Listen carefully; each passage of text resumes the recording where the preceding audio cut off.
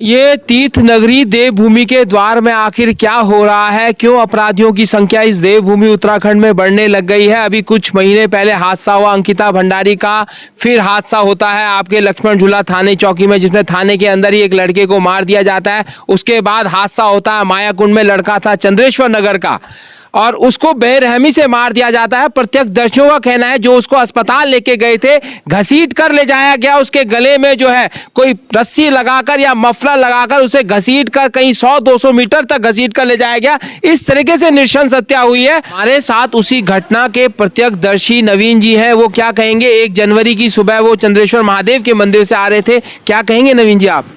जी हमने देखा वहाँ पे हनुमान मंदिर के आगे एक आदमी मरा हुआ पड़ा हुआ था, मरा के उसकी सांसें थी, तो हमें थोड़ा फिर हमने सोचा इसको हॉस्पिटल ले जाते हैं। मैं और जीत भाई जी उसको हॉस्पिटल में ले गए थे और जहाँ ले जाते समय वहाँ जैसे उसको रखा वहाँ मर चुका था। फिर वो आपने कैसी स्थिति देखी उसके, क्या गले में निशान थे, चोट के निशान थे। गले में उसके मफलर से गला कसा हुआ था और पैंट नहीं थी उसके पास, नंगा था बिल्कुल, खाली कमीज थी उसके पास। आपको क्या लगा कैसे करके उसकी यह हत्या की गई है, कैसे करके। गला घोट के उसको पीछे खींच के लाए थे, ऐसा लग रहा था मेरे को। क्या कहा आपने, फिर से बोलेंगे। गला घोट के उसका पीछे खींच के लाए थे उसको पीछे तक। अच्छा, मतलब जैसे गला घोट देते हैं उसके बाद घसीटते हुए ले जाते हैं, उस तरीके से लाया गया। हाँ जी हाँ जी हाँ जी। माने काफी नृशंस तरीके से मार बहुत रखा था उसको, मार बहुत, खून बहुत निकल रहा था बहुत ज्यादा। हाँ जी। मेरा बबलू थापा नाम है जी, तुषार थापा। 20 साल का हुआ था साहब, 19-20 का हुआ ही था। फिर 15-20 मिनट बाद मेरे को फ़ोन करके कहते हैं कि बेटा तू जल्दी आ जा, तेरा लड़का तेरे हाथ से चला गया। बस सर मैं जब नीचे आया मैं सीधा कोतवाली गया। कोतवाली जाने के बाद जब मैं हॉस्पिटल गया तो मेरा बेटा वहाँ पे मृत अवस्था में मुर्दा घर में रखा हुआ था। और जब मैंने उसे देखा तो उसे बहुत बुरी तरीके से मार रखा था और गला घोट रखा था उसका। और मुझे कोई इंसाफ ही नहीं बता रहा कि क्या हुआ क्या नहीं हुआ है।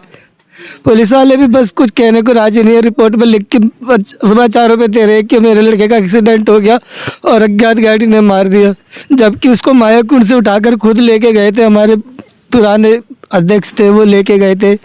और 31 दिसंबर की रात कह लो या 1 जनवरी की सुबह कह लो, तब जाके ये हत्या हुई है। और आज जो है 5 जनवरी है और 5 दिन से पुलिस छानबीन नहीं कर पाई है, अपराधियों से पता नहीं कर पाई है कि आखिर उन्होंने अपराध किस प्रकार किया है। उस दिन मैं घर पे था तो हमारे सामने दुकान वाले हैं, उनको कोतवाली त्रिवेणी घाट चौकी से तेज सिंह भाई जी का फ़ोन आया। उन्होंने कहा कि भाई श्याम को, जो तुषार नाम का लड़का है, इसने क्या ड्रेस पहनी हुई थी, कपड़े क्या पहने हुए थे, स्वेटर क्या पहनी हुई थी। मैंने बोला सर हमें तो पता नहीं, रात को निकला था ये घर से, अब ये न्यू ईयर करने गया था, अपने दोस्तों के साथ जाऊँगा कह रहा था, बता गया तो दोस्तों का नाम नहीं बताया था उसने, मैं दोस्तों के साथ जाऊँगा कहा था।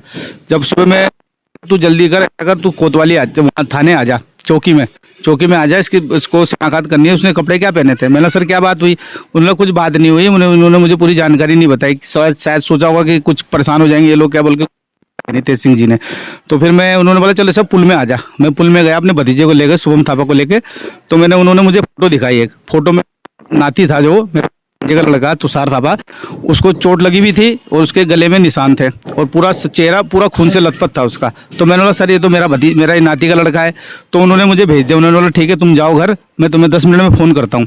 सर मैं घर पे पहुंचा तो मैं रहा नहीं गया मेरे से, मैंने बोला मेरा लड़की की व्यवस्था देख ली थी उसकी नाती की अपने कि कैसा है कैसा नहीं है बोल के।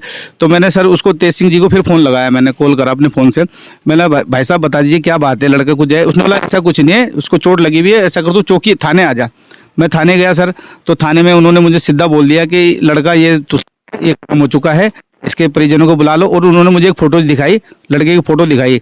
उसने बोला इसको जानता है, मैंने बोला सर मैं इसको जानता नहीं, मैंने देखा ही नहीं कभी, तो मैं कैसे कह देता जानता हूँ। मैंने मना कर दिया। तो उन्होंने बोला ठीक है सर तू ऐसा कर, पंचनामा कर ले, इसके पापा को फ़ोन कर दे। परिवार मायूस है, कहीं ना कहीं उसे शक है कि मामले को दबाया जा रहा है, कहीं ना कहीं मामले को लटकाया जा रहा है, इस तरीके की बातें सामने आ रही है। और ये भी सुनने को मिल रहा है कि जो अपराधी है वो मात्र कुछ महीने पहले ही यहाँ पर आया था। ये भी मंशा जाहिर की जा रही है कि कहीं अपराध करने की मंशा से ही वो अपराधी यहाँ ना आया हो, ये भी कहीं ना कहीं सोचा जा रहा है। उन्होंने मोर्चरी में हमें लाश दिखाई गई, तो लाश दिखाई तो सर मैंने लाश इसको इतनी बुरी तरह, उसके नीचे के कपड़े नहीं थे, नंगे अवस्था में था, नीचे के कपड़े नहीं थे और ऊपर था तो मोफलर था, मोफलर हटा रखा था उन्होंने। तो ये यहाँ पे गला पे एकदम ये काला हो रखा था निशान, ऐसा लग रहा था जैसे किसी ने रस्सी से या उससे मोफलर से उसका गला दबा रखा था, ये जीभ बाहर आ रखी थी और ये पूरा चेहरा खून से लथपथ हो रखा था सर। लड़के के लिए न्याय मिले हमें और क्या चाहिए, वो मरवाने वाले कौन से हैं, क्या है, उसका पता लगाया जाए। और वो लड़का भी यहाँ का नहीं था, मेरठ का था बोलते हैं, तो मेरठ बागपत यूपी का, तो वो लड़के को बुलाया गया होगा किसी ने, तभी तो 1 महीने पहले कमरा भी दे रखा था।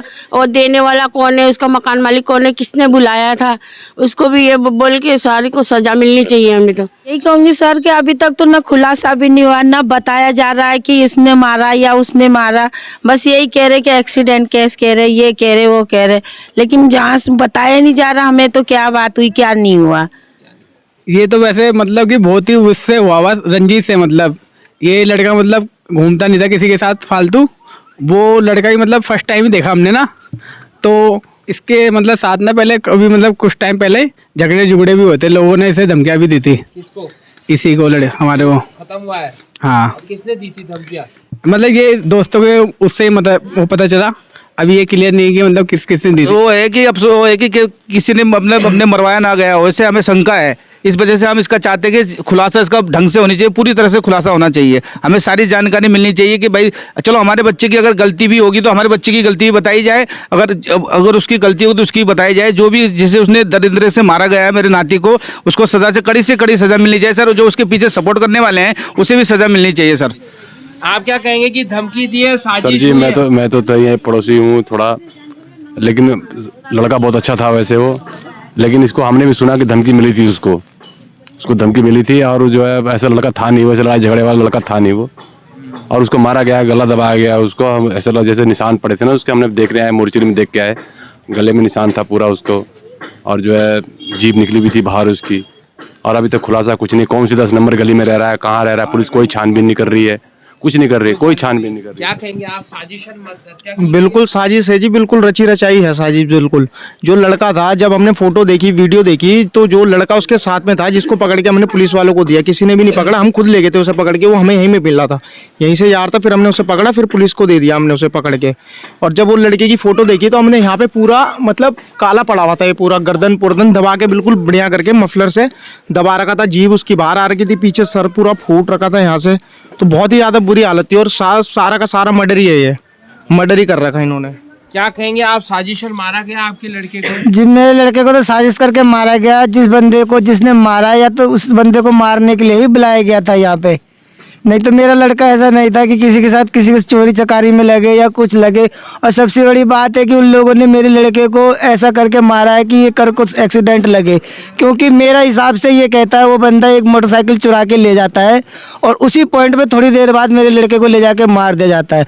यानी कि साजिशकर्ताओं का ये था कि मेरे बेटे को मोटरसाइकिल चोरी के जुर्म में लोगों ने मार दिया करके कहलाने का उनका ये प्लान था। मेरा मानना ये है, इसका खुलासा होना चाहिए, क्योंकि वहाँ से एक मोटरसाइकिल उसी वक्त चोरी होती है, उसके थोड़ी देर बाद मेरे लड़के को मार दिया जाता है। कह रहे हैं कि घोड़े वाला लड़का भी मिला, वो भी संदिग्ध था। घोड़े वाले का लड़का, वो कह रहे घोड़े वाले का लड़का वो भी संदिग्ध है। उसके घर रहता था किराए पर? नहीं, उसका अपना मकान है। उसका अपना मकान है, उसके मकान पे वो जो आरोपी है जो पकड़ा गया वो उसके मकान पे रहता था, ऐसी बात आ रही है ना सामने। ये कौन सी गली नंबर 10 है? ये कौन सी गली है? ये 5 है, ये 10 है। हाँ, वो गली नंबर 5 में उधर अंदर रहता है, उसका अपना मकान है। अच्छा, अपना मकान है उस घोड़े वाले का। और उसके लड़के का संदिग्ध बताया जा रहा, वो भी कहीं साथ था। बंद भी रहा, 2 साल जेल में बंद भी रहा। किस मामले में रहा वो बंद? कई केस है उसके, चोरी, अवैध नशाखोरी का भी है, चोरी का भी है, सबका है। कई सारे केस है।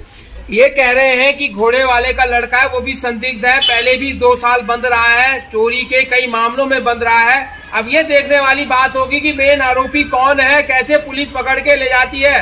अवैध नशाखोरी तो बहुत है और उसी वजह से मर्डर भी हो रही है, हत्याएं भी हो रही है। हम लोग इस वक्त गली नंबर 5 में, ये गली नंबर 10 है जिससे हम लोग आए हैं। और अपराधी जो पकड़ा गया है उसकी बाइक यहाँ पर थी जिसने चोरी की थी। ये एक बहुत बड़ा सवाल है कि एक अड्डा जैसा बनता जा रहा है तीर्थ नगरी में, अपराधियों का अड्डा बनता जा रहा है, अवैध नशाखोरी का अड्डा बनता जा रहा है और मर्डर भी होने लग गए हैं। अब यही षड्यंत्र रचा जा रहा है, यहीं के लड़कों का मर्डर भी हो रहा है। आखिर पुलिस कैसे पकड़ेगी अपराधियों को, ये अब देखने वाली बात होगी। या कॉम्प्रो होगा, जिस प्रकार कॉम्प्रो आपका देहरादून वाले मर्डर केस में करने की कोशिश कर रही थी पुलिस, यहाँ भी कहीं कॉम्प्रो ना हो, बहुत बड़ा सवाल एक खड़ा हो रहा है। आपको हम दोबारा बताएं, चंद्रेश्वर नगर का ये इलाका है, गली नंबर 5 में हम हैं। घोड़े वाले के लड़के का नाम आ रहा है, जो पहले भी 2 साल बंद रहा है। अवैध नशाखोरी से लेकर चोरी के कई मामलों में बंद रहा है। आप देख रहे हो, भीड़ हम लोग जांच पड़ताल करने के लिए आए थे। यहाँ पर गली नंबर 10 के कोने में और गली नंबर 5 के कोने में इस किराए पर यहाँ पर वो बाइक मिली है, जो चोरी की बाइक है, जिसकी वजह से जो है ये हत्या हुई है। एक लड़के की 1 जनवरी की सुबह हत्या हुई है, नववर्ष के शुभ अवसर पर हत्या हुई है। और यहाँ सीसीटीवी कैमरे जो उस वक्त चल नहीं रहे थे, इस तरीके से बात सामने आ रही है। अब चल रहे थे नहीं चल रहे थे ये देखने वाली बात होगी, पर अपराधियों की नगरी भी बनता जा रहा है कहीं ना कहीं देवभूमि उत्तराखंड। और ये जो पहाड़ का द्वार कहा जाता है, यहीं से शुरुआत होगी। अब देखने वाला ये होगा कि कानून किस तरीके से इस साल चलता है। पिछले साल तो कानून की बदतर स्थिति हमने आपको दिखाई है और इस वक्त भी दिखाते रहेंगे अगर ये स्थिति सुधरी नहीं तो।